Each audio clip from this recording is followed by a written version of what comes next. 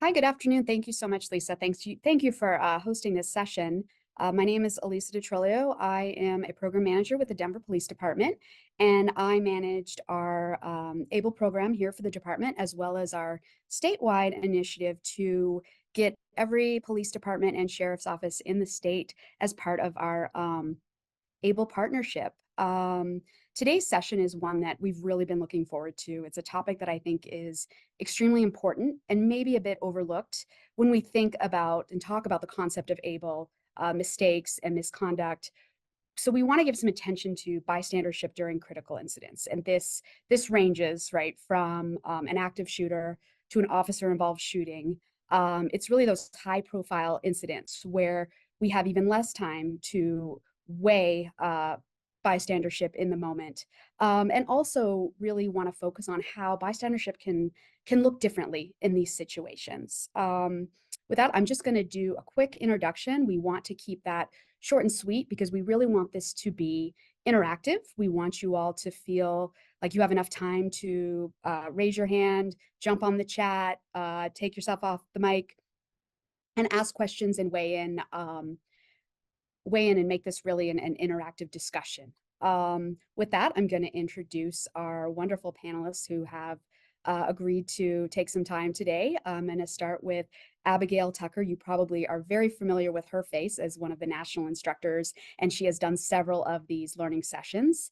I'm gonna then very proud to introduce some of my folks, Commander Matt Clark, who runs our Major Crimes Division and is a huge ABLE supporter, and my boss, Phil Gonchak, who is new to our department, but was a former chief of police in Seal Beach, California. With that, I'm gonna just jump right in and start with Commander Clark.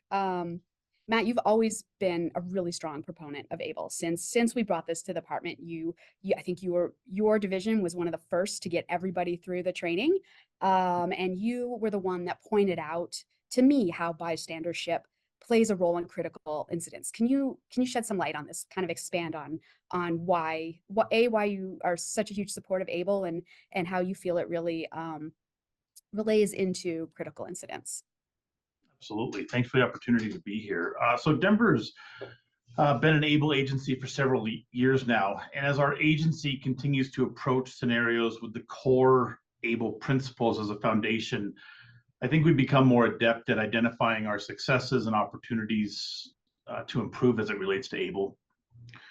When Elise and I were talking about this, and I started to think about how the crossover with the ABLE principles applying to critical incident scenarios. And when I think critical incident, I'm kind of leaning towards those deadly force encounters, the police shooting type scenarios, or physical assault against an officer, these high stress, low frequency, high stress, high liability areas that our officers are dealing with. And I think when you look at these, the active bystandership under the ABLE framework is crucial. Bystanders play a pivotal role in, I think, preventing escalation of an incident, ensuring our officer accountability, and enhancing the decision-making in high-stress situations like a police shooting. So when we're promoting these de-escalation techniques and working to maintain public trust, our officers as active bystanders, they contribute to this ethical response that we want. And I think what we start to see when we embrace this and apply it to these scenarios, the awareness and intervention that is occurring is going to help safeguard against unjustified use of force. It'll emphasize and enhance our adherence to department policies, our legal standards, and our ethics.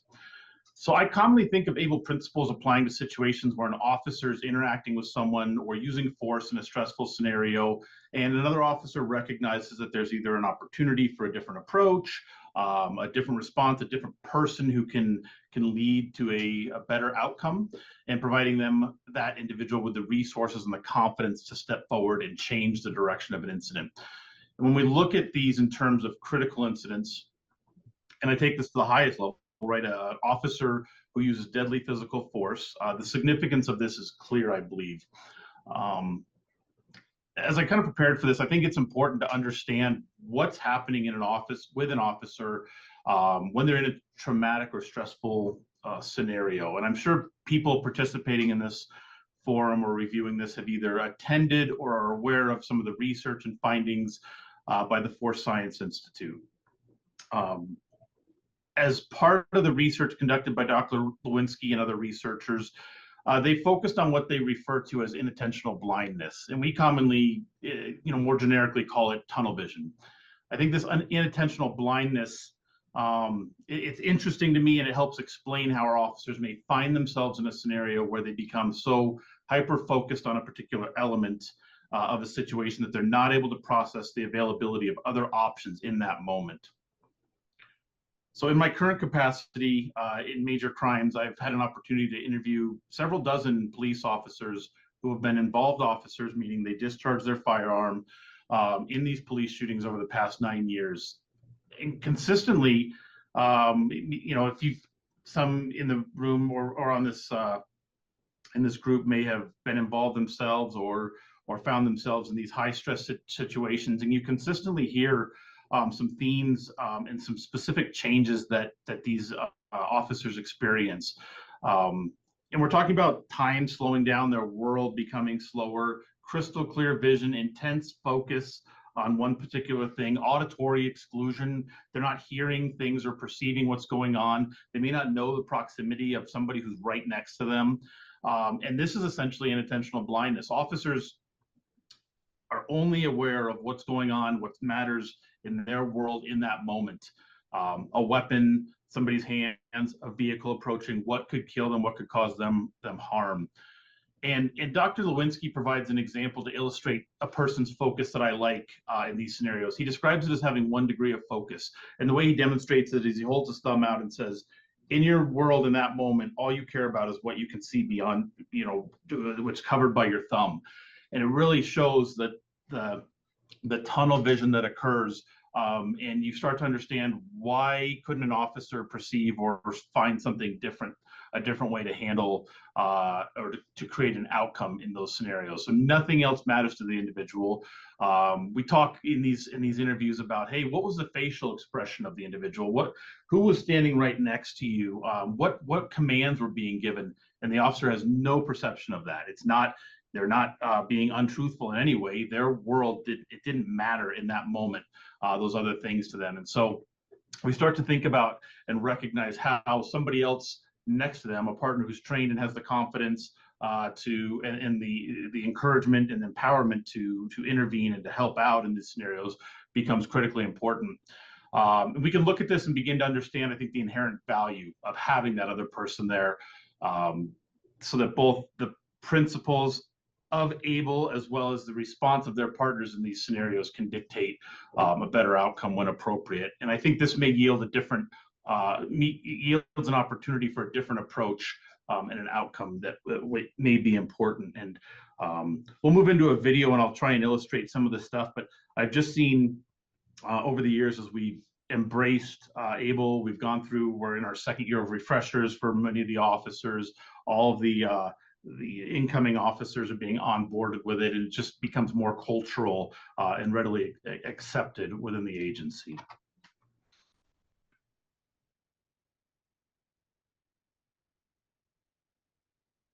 Did you want to line up the video, Matt?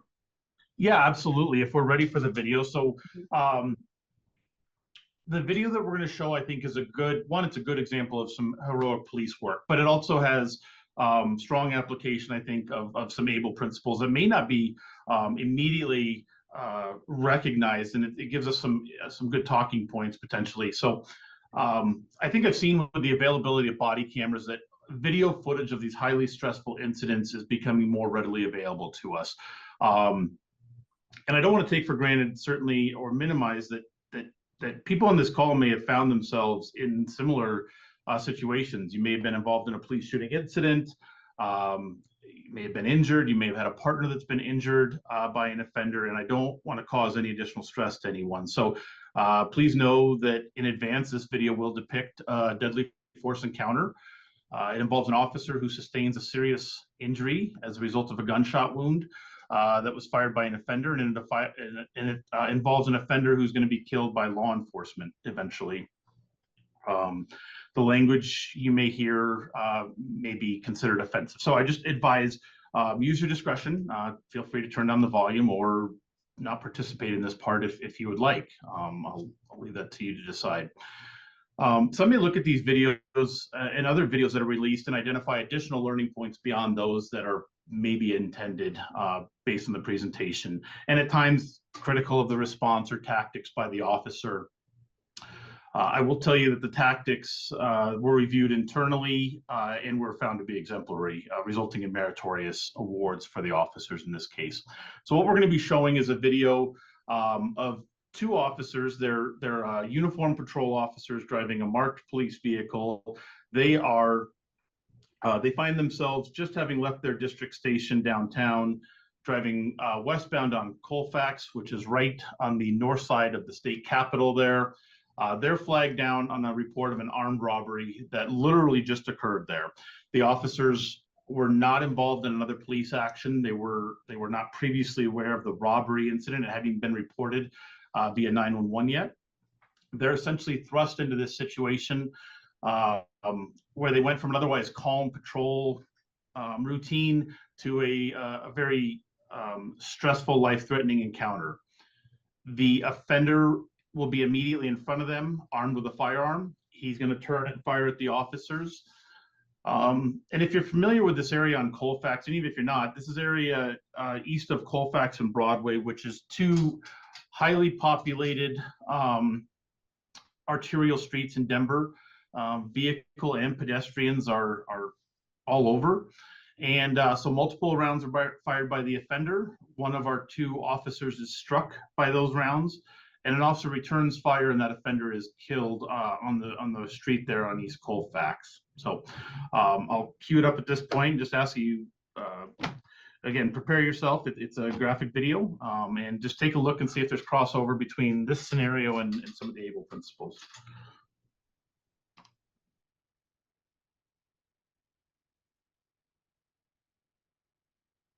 What are you saying? Right here, and you got it. 7-9 Baker, we're gonna flag down on disturbance. Shots fired! Shots fired! I need a tourniquet now. I have an officer hit in the leg. Give me cars here, code 10.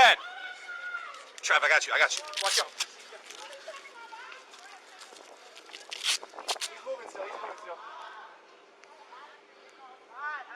79 Baker, start ambulance, code 10, hit the leg. Step up. Lift your foot up, bud. I got you, dude. You're okay. 79 Baker, he's going to be in the 500 block, right in front of a silver Jeep. He's still moving. My partner's putting my tourniquet on right now, so I'm not able to get him into custody yet.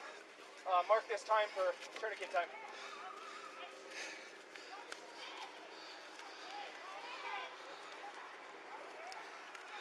The black male, he apparently just robbed at the 7-Eleven. He still has the cash register in hand. I got him. Get down. Back. Get back. I'm not beating this guy, dude. I've got him, Trav.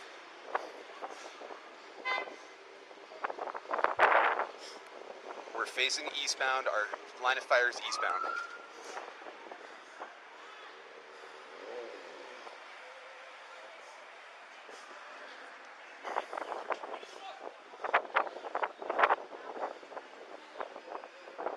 You good, man?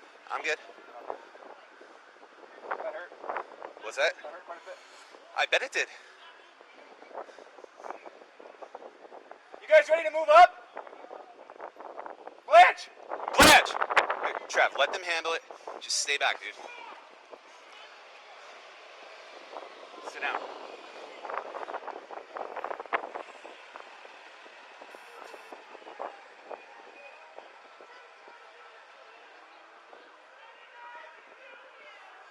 Dude, I got too much crossfire.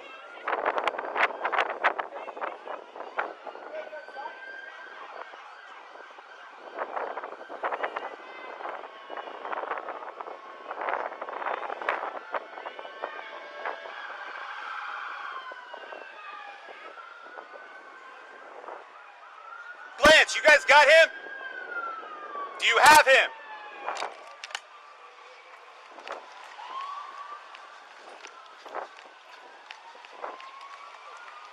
I just called. There's one on the way. Bystander shot as well in the leg.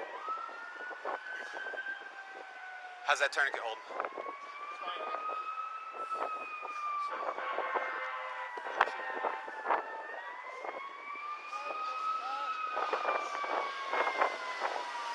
Alright, hold tight pressure, okay?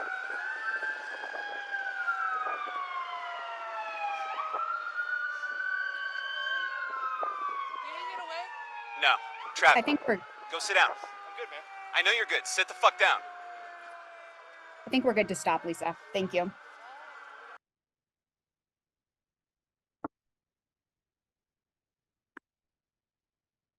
Thanks for setting that up, Matt. We're definitely going to talk about ways that we saw bystandership here, and Abigail, our resident psychiatrist, will tell us what was going on there. But we definitely want to open it up to you all, of especially since I know there are instructors on this call who have been through the training over and over. What were some of the things that you all saw in this video?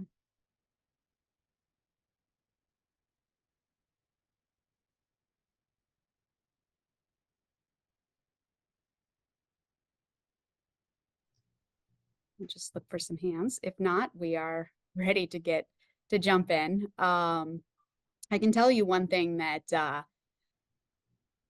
I noticed, and for those of you that have been through the ABLE training and who teach this regularly, who can go right to the PACT model, right, where the example of the captain and co-captain in the cockpit, where it was captain, escalating your ask, escalating that this isn't right, and then shouting Tom. Saw that moment in our way of how we communicate, sometimes with a little bit of crass language, but the sit the F down. He just would not listen, that he needed to take a break. He needed to sit down. He needed to, make sure he was okay. And he just couldn't get out of that moment, as Matt was describing earlier. And then even when the officer was able to get Officer Lloyd to remove himself from that position, he goes and helps other bystanders. Abigail, what else are we seeing here?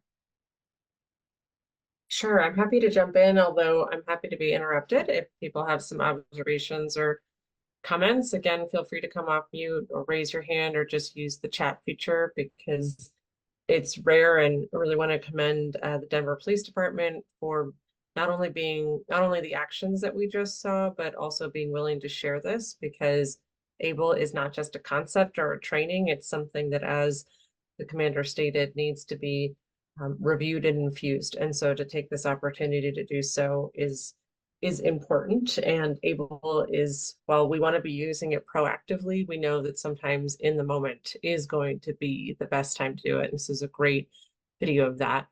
And to clarify, I did not assess or treat any of the officers involved in this incident, but we do actually have a great video observation there, something we talk about in the curriculum, right? Is that amygdala hijack, or as the commander described it earlier, is that 1 degree of perception as well. And as a reminder, and especially for those of you who are agency instructors, I see some familiar names in the participant list. You know that what we're talking about here is that classic example where the situation is giving the brain information that this is a life or death situation, and thereby it takes control by allowing our amygdala to take control. That's what we call the hijack part. And when that signals for our fight, flight, or freeze response to engage, it also then at the same time really disengages our frontal lobe. And that's this part of our brain up here in the front. That's the part of our brain that allows us to give that rational, reasonable response. I think the commander gives some good examples earlier that people can't think clearly, they don't see clearly, time is definitely distorted. And we expect that people's responses are not controlled by that part of their brain. Again, they're controlled by a fight, flight, or freeze response. So in that moment, we expect that they might not be focused on other things, such as time to sit down, get some distance from other people who are engaged in the scenario. We're seeing all of that in the video. But what I thought was great also about how the commander teed up the video is that it's there. One of the key tenets of ABLE is that we presume the non-pejorative. So we presume that people are not intentionally attempting to cause harm. And so you saw his partner really actually having multiple attempts early on to try and take that role and step in, really overriding the fact that that typically that might not be how they interact in that moment. So I think that's a really important part. And I also want to just highlight, I've seen this video a couple of times, that every time you see it, something else pops out at you. And so as I was reviewing it the second time, I really saw the focus of how we're looking at the bystander. I think that's an important perspective, right? Because our focus in intervention is how to engage the bystanders, not the officer who is in the intervention. However, you can see that the importance of accepting the intervention. There's some familiarity that these two have with each other, which gets used to an advantage, but that the other officer is willing to step in to go all the way if needed, which he does at the end to intervene on potential harm, which I think is really important. He doesn't stop to think, well, you know, we're here now. He continues to predict what could be potential harm and engages in that way. So yeah, I think that's what we're seeing. I know there's after effects, which, you know, certainly if people have questions about, we can touch base on, but it's a really good example of something that is talked about in the curriculum as well.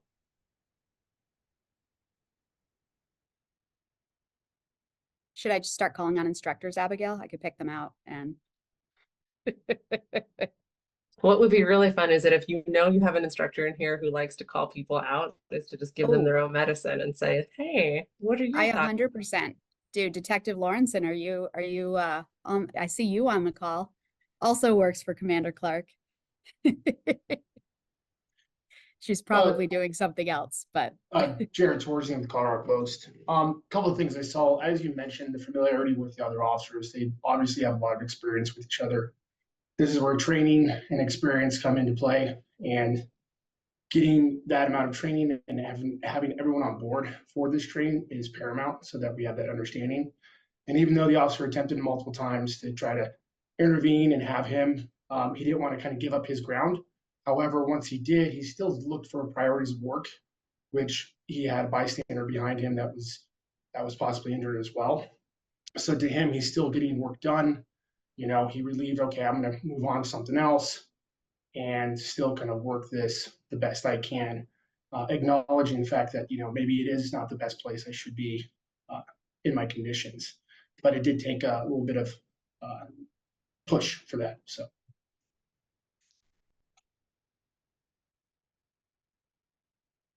I think if we're calling out ABLE specific strengths, you know, Elisa talked earlier about the PAC model, and Jared, nice to see you again, Jared. What he's commenting on is like two things that are specific to ABLE. Number one, we talk a lot in ABLE about making sure that you're creating a permission of culture, and that is looks like it exists in these two, and that is reflective of them individually. I would presume my experience with Denver Police Department is it's reflective of the department as a whole, because those interventions could go very differently.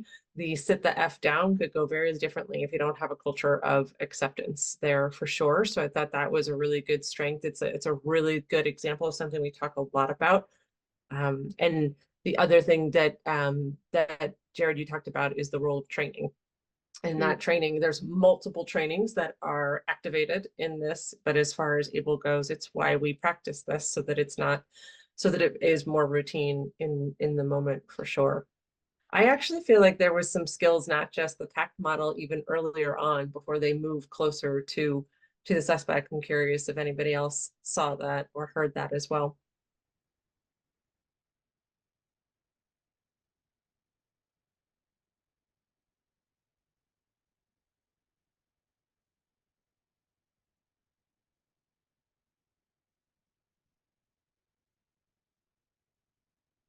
This is just like teaching.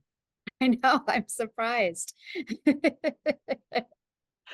Well, and Commander, I don't know if you would say the same thing, but I felt like early on there was a lot of attempts to use one of the 3Ds, right? The direct, the distract, the delegate. It was the I've got this, right? That was very interactive. It was also, and again, I'm asking if you think the same way, but I felt like there was also some delegation to the other responding officers, right? Like that he was like, hey, do you have this? So I don't know what your thoughts are about that, but he seemed to be really trying to use other interventions as well as all of the other trainings you have. Yeah, I agree. I think it's easy to see that the first officer was highly invested in this. Not only was he injured, but he still recognized the potential for a threat. You can see the way the number of people on the street there, the vehicles that are present as well, and the potential threats to others. And in fact, he removes himself and goes and attends to a victim that was injured by the offender's gunfire himself later. And I think it was tough in the moment for him to recognize that one, your leg is tourniqueted, and that's gonna be problematic here in very short order. And there's other people here to kind of take on that role because they hadn't had an opportunity to assess the level of injury or if there was other injuries that needed to be attended to. And I think you see his partner officer, and I think they did work regularly as a 2-officer assignment. So there was a lot of familiarity there. Not only was there verbal, but I think you start to see him physically move his body over and kind of push the other officer to a point where there's not an opportunity to be involved anymore. So he created that physical movement too, in addition to having a broader focus, talking about crossfire, recognizing the direction of their gunfire for responding officers, and being able to communicate that was definitely helpful in the situation.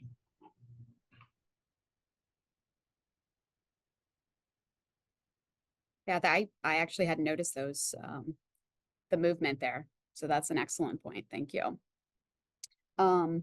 Phil, any comments on what you've seen? And Phil's gonna talk about an experience he had in California in a second, but just wanted to get any feedback or observations that you had while watching the video. Yeah, thanks, Lisa. And obviously, thanks for having me before all of you. This is an incredible opportunity to be with all of you and learn the ABLE process. I come from Southern California, an agency called Seal Beach. It's in Orange County, and to be honest with you, none of this is there yet. And it may be coming, and hopefully it is, because there's a lot of things that could have been directly correlated from similar instances like Matt just played on the shooting of the officers there. And their responses could have played in a number of different instances when I was chief here. But I'll tell you, some of the things that I'm learning through this ABLE program are obviously self-evident, right? The video we just showed is something that's proof that clearly something with this ABLE project is working. I think that should be commended. Nothing more really on the shooting other than you can clearly see that whoever the secondary officer on scene is physically having to use a name, right? I think that was really important in using interjection, that you physically have to get that person to understand you are speaking to them versus just, hey, calm down, hey, relax, right? The first thing, we all, for those of us who have children, telling your children to calm down does not work. And so I think by taking a moment to physically tell the person you're talking to them, I think it's really impactful. So I'll leave it at that. Do you mind giving us a brief overview of what you experienced in Seal Beach? And I think also, since we touched on, the experiences like auditory exclusions, tunnel vision, if you're able to maybe talk about what you experienced, if you remember. I'm sure there was so much going on that maybe you don't remember exactly what you were experiencing in that moment, but. Sure, yeah, and thanks for the opportunity to discuss it and talk about it.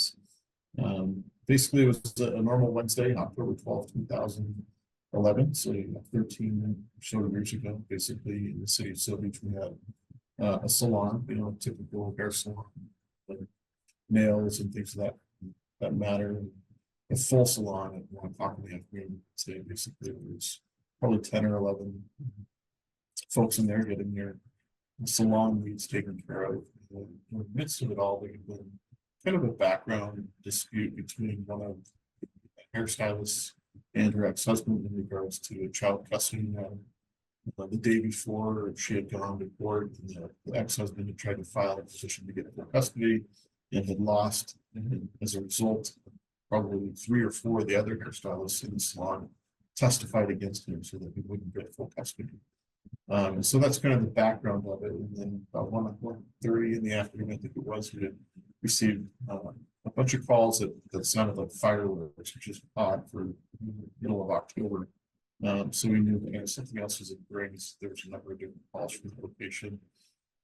Probably about 30-45 seconds later, we had another caller that was hiding in the bathroom of the salon, describing exactly what's happening while shots fired. Long story longer, I show up with another sergeant. First two on scene, basically 9 people had shot, 8 people were deceased on the scene, and only 1 survivor. And so, you know, in a smaller agency like Seal Beach, there was only 40 cops at that time. Probably about 8 of them were on duty at the time and responded with us. And what I'll tell you is interesting is anytime you have a mass casualty incident like this, this was still even today the largest mass shooting in Canada and California. You have a number of different things happening at the same time, a number of different police agencies, a number of different federal agencies all arriving to respond and assist. And I think probably within about 15 minutes, we've had about 85 police officers on scene, which can be overabundance of resources. But some of the things that Abel, really talks about, which I'll get into as it relates to, but, talking about trying to reduce unnecessary harm, not just civilians, but reduce unnecessary harm with police officers and then improve officer health and wellness. And if I look at the things that Abel was able to do for the Denver Police Department, I could really wish that we had these opportunities, 13, 14 years ago in Southern California. And the reason I say that is there were a number of different opportunities where, I think we worked 32 hours straight, probably about 15 of us working the homicide scene. Nobody wanted to go home. It was a very impactful event, clearly, for the community. Things that followed, such as like the, candlelight vigil, council members trying to make press statements. The city manager was relatively new, working in an environment that never been experienced before. So there's all these different elements that I think Abel would have helped not just the law enforcement officers on scene to kind of digress from what they're focused on and helping them refocus on what's important, your personal safety, your personal life, your family, that it's okay to go home and walk away from an incident like this and think, okay, there's clearly going to be some follow-up help that we will need psychologically, but more importantly, let's lean on each other for the responsibilities that we have towards one another in capacity.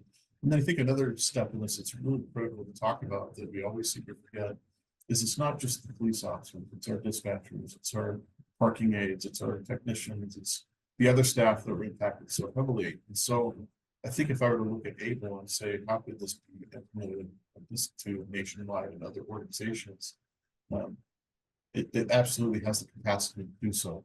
And so I think that it's important to realize that Able's not just for the police officers, for everybody else that can use for it. So that's kind of the Abigail and I are just like cheering you on for that comment. yeah. Thank you so much. Just like, yeah, you just touched our heart because we're both, we're both civilians that have been working in this field for so long. And Yeah. my former life was an intel analyst, and I worked many homicides and critical situations, and certainly took that home. But yeah, for the dispatchers and remembering that affects them as well. Thank you so much for bringing that up.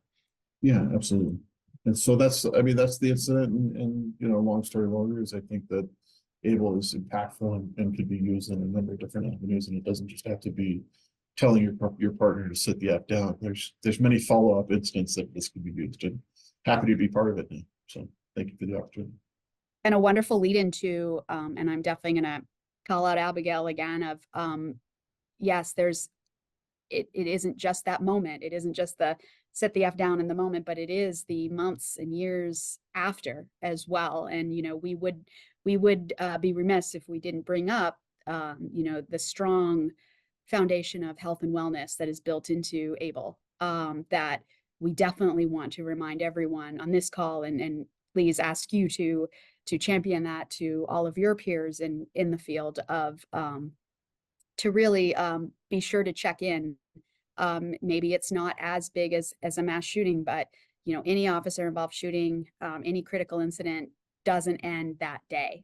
Abigail, I don't know if you want to touch on that in a more academic way, but we just really want to have everybody keep that in mind of what to look for and be mindful of after, even years after an event.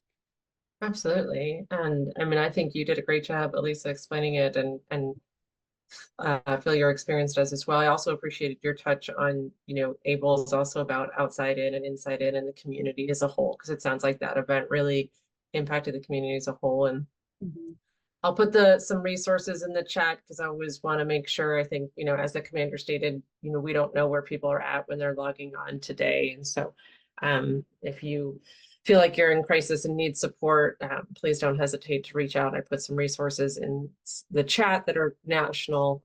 If your department doesn't have health and wellness resources at your ready fingertips, although they should if you are an ABLE agency, because that is one of the requirements. But one of the things that, so I will share that, in my private practice and working with officers, this is something that if they've not experienced it, is a concern that officers have, is about how this job is going to keep impacting me even after the occupational stressors, traumas, and events afterwards. And so I appreciate just the pause to think about it, because right now, for ABLE folks, I'm thinking about that time-based framework that we have, right? So we already identified, I think, in both of these situations, that the relationships amongst the people they work with is a pre-factor.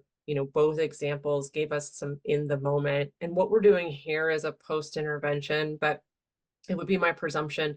I know Denver has great resources, and Phil, I would assume the same was for you, that what was the post-intervention that's specific to the health and wellness of all parties involved, including the officers, the dispatchers, and all first responders. Because the thing that for me as a psychologist is that what I know is that these types of things have treatment options that are very, very effective.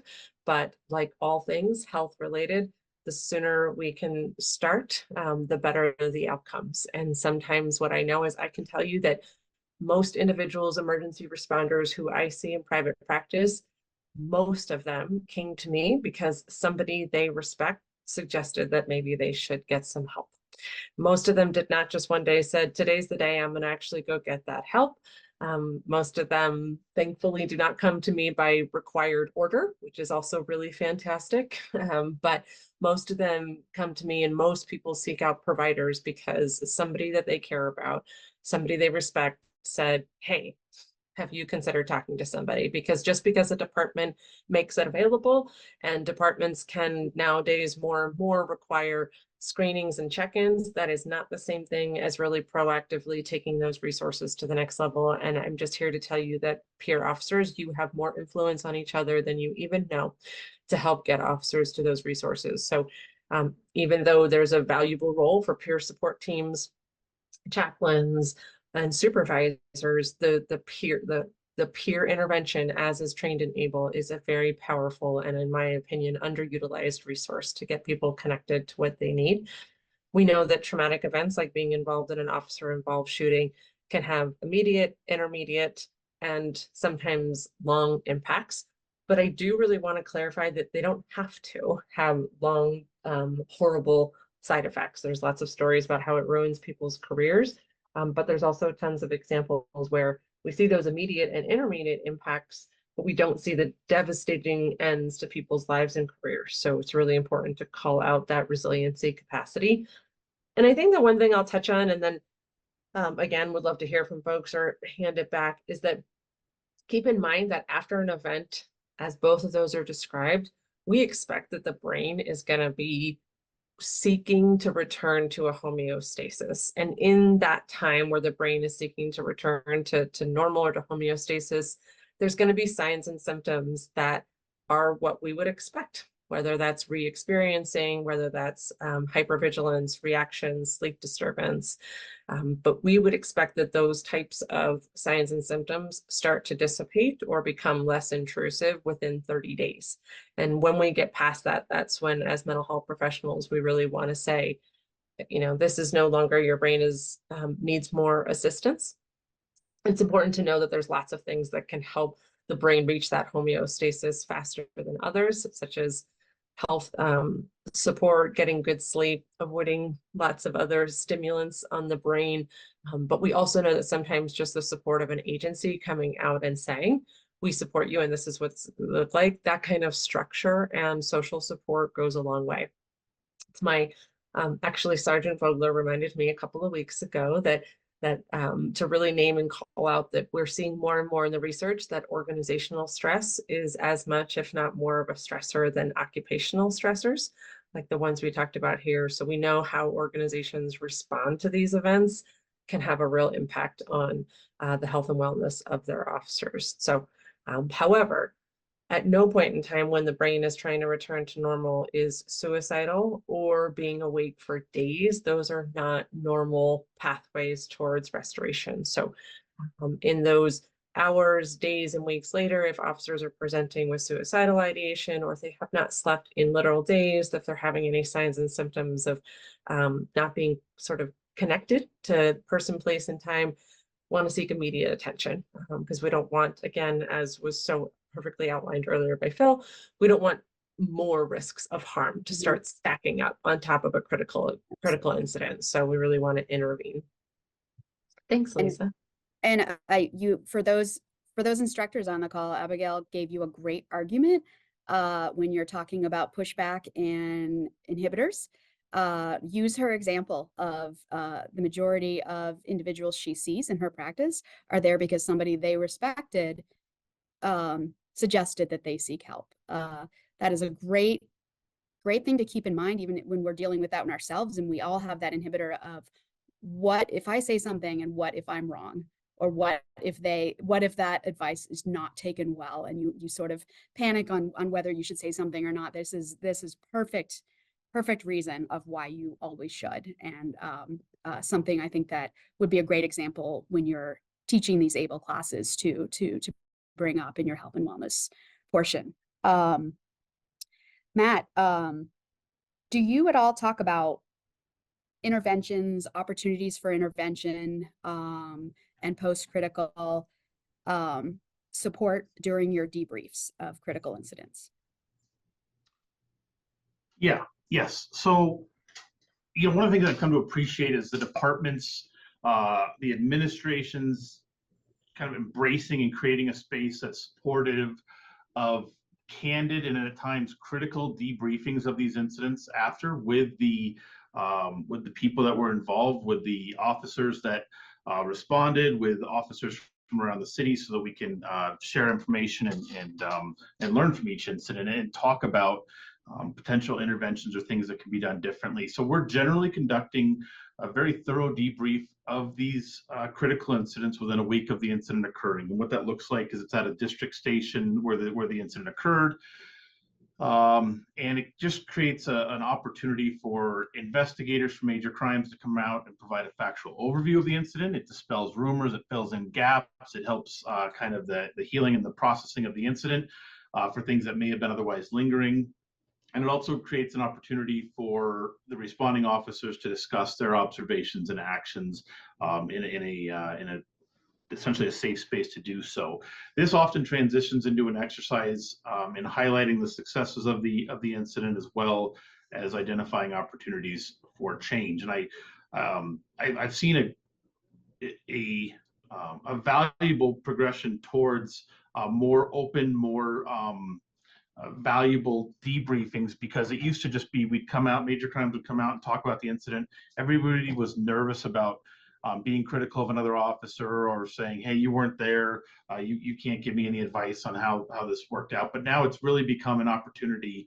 I've just seen the evolution, which I think is going to benefit the officers in the department, being able to take a critical lens to some of these incidents, recognizing the successes, but saying, hey, there was an opportunity for something to be done differently, so we can be aware of that next time and potentially alter our approach or encourage and give other officers the confidence to step in those scenarios to potentially affect a different outcome. And as your psychologist for this moment, folks, although obviously no formal relationship presumed in Zoom, what the commander's talking about is a typical tactical response and how to improve as a department. It's a great reflection of an able-minded department. But from a mental health perspective, one of the things that we know for best practices in critical incident response is that information is key. People want to know what happened, and it's wise. There's different time after a critical incident about what information can be shared, but it's one of the things that is actually very normal and expected in almost all human beings following a critical incident, is that they're seeking information to fill in those gaps. We talked about how our brain is different during those times. And so afterwards, we start to seek information, and there's a real risk factor there for rumors to start, for people to start making assumptions. And so to really follow up at different intervals with appropriate information that can be shared is also helpful to people and their brain's recovery from that critical incident. Last question that I have, and I'll start with Matt and Phil, but want to certainly open up to the group. Can you touch on, if possible, the importance, and definitely want to emphasize sometimes the difficulties of bystandership when multiple agencies respond? In Denver, we certainly had that opportunity during the George Floyd protests. I know some of you if you're in more rural areas, you often have a county sheriff and a PD or state patrol joining. Can anyone speak to the importance of, and I think Jared touched on this too, of training. Training is definitely key here, but the importance of bystandership when multiple agencies respond to a major incident. Yeah, I can speak just a kind of a high level. I think that there's obviously a stigma, right? When other agencies aren't as invested in something like this, or even not even, I shouldn't say aren't even invested, but maybe ignorant to this idea, right? And so I think that unfortunately, and sometimes fortunately, we are anesthetized to being involved in critical incidents and just solving A through Z without really kind of peeling back the sensitivities behind it and what happens emotionally to our police officers is critical in understanding it. And so I think the challenge really is getting the message out there from it being a seed planted idea of trying to really become that force, that timeout almost in the incident and in the follow-up incident as well, to get other agencies to understand it. And so I think the little things that Denver does, if you are in the Denver area and you ever see our command staff, they wear the able pin, right? And so even something as little as wearing an able pin engages the conversation as to what is that and what does it really mean. And that's how it started with me. And then I was fortunate, obviously, to be working hand in hand with Elisa to understand the able concept. But I think that is a challenge, right? And obviously, I hate to use the cliche of a barrier, but most police officers don't want to talk about their feelings. And so the more we can normalize this discussion amongst agencies, amongst police officers, amongst our professional staff, I think the more cross-pollination we'll have in discussions for it. So I think that's important. I think the second portion of it is obviously personalities, right? Anytime another agency works with another agency, there is an ego there. And so I think we need to be delicate in our approach and balance those behaviors as it relates. But, Denver obviously is the capital of the state of Colorado, so we're the leader. And I think that it makes more sense for us to be the one to have the conversation and to set the stage for other agencies. But maybe Matt can speak to that a little bit more as far as it relates to Denver. Yeah, I think one of the things that we run up against is an agency's culture, and we have a culture within our agency, as do other agencies, and we understand that while there's commonalities related to the general expectations of law enforcement by our communities, each community has a different specific expectation of what policing in their community looks like. So we're bringing in officers from different areas with different backgrounds. It can be difficult. So we get direction and even requirements from our statutes, our state laws, but we recognize that department policies and priorities and practices are going to be different maybe than our agencies. To reconcile that, at the end of the day, I think if we look, if officers are looking out for each other as a profession, recognizing that the actions of one officer can have a significant impact on that officer's agency, our state, our profession as a whole, the ability to intervene and interact in that way with an officer of an agency outside of our own, regardless of what their foundation and able principles is going to benefit. It's going to help the officer's long-term career, the liability, and the profession as a whole. So it just highlights, I think, the importance, regardless of who we're interacting with, sworn or non-sworn, and how that reflects upon us and what jeopardy they're putting themselves in. Thank you both. And as Abigail just noted in the chat, that kind of helps us give us that feel for the importance of these statewide initiatives. It's why we all really need to be doing this together. Policing is policing. I know we have different issues and different experiences across the state, across the country, but what happened in Minneapolis affected us, affected every state in the US and Canada. And really we're going to be doing this together. We need to be supporting one another in these small to large scale efforts of bystandership. And before I wrap it up, does anyone want to come off mute and just speak to how this resonated with you, or any advice or contributions to this conversation? If not, we can certainly stay on the call a few minutes after as well.